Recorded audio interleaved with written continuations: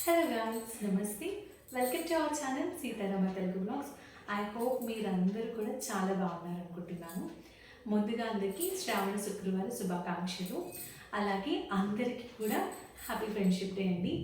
Friendship day అనేది విదేశీయులదా లేకపోతే మన భారతీయులదా అనేది పక్కన పెడితే చిన్ననాటి ఎన్నో జ్ఞాపకాలను మనం నెమరు వేసుకోవడానికి, చిన్ననాటి స్నేహితుల్ని ఇప్పుడున్న స్నేహితులతో పాటు మంచిగా గడపడానికి, లేదంటే అట్లీస్ట్ ఫోన్ కాల్స్ ద్వారానైనా మాట్లాడుకోవడానికి దొరికిన మంచి రోజు నేను భావిస్తాను.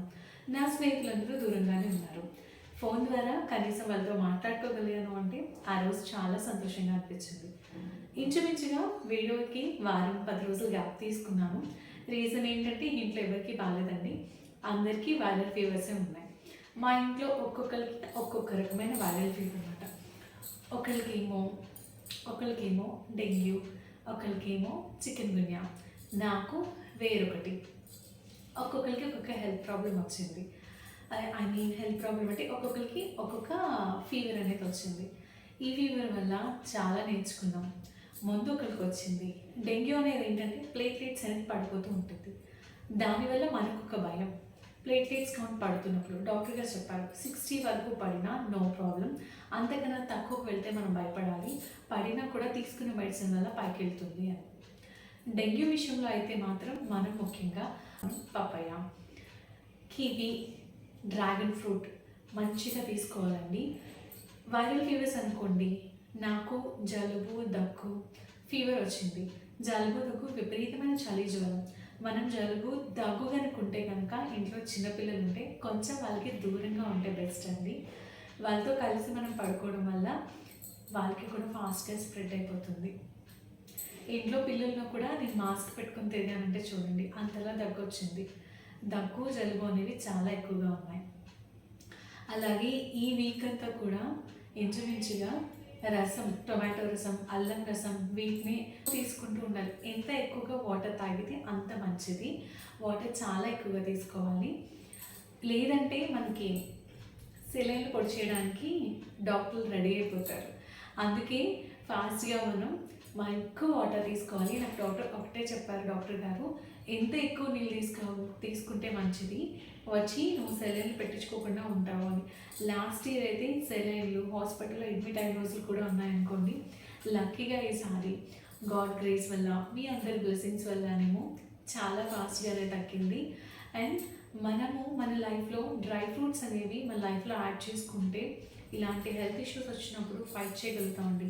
పప్పు ధాన్యాలు, డ్రై ఫ్రూట్స్ అనేవి రెగ్యులర్గా ఉండేలా చూసుకోవాలి. ఈరోజు నేను ఇలాగా సింపుల్గా పూజ చేసుకుంటున్నాను, మీతో వీడియోలు షేర్ చేసుకుంటాను.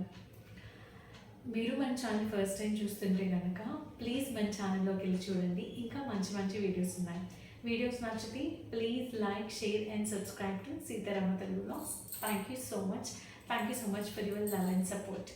Every day starts with coffee లాగా పండగలు పబ్బాలప్పుడు ముఖ్యంగా ఈ శ్రావణ మాసంలో ప్రతి ఒక్కరి ఇంటి ముందు పిండితో ముగ్గులు వేసి చక్కగా పసుపు కుంకుమల పువ్వులతో అలంకరించి, అలాగే గడపలకు కూడా పసుపు కుంకుమలతో అలంకరించుకొని నిండుగా ఉంటాయి కదండీ.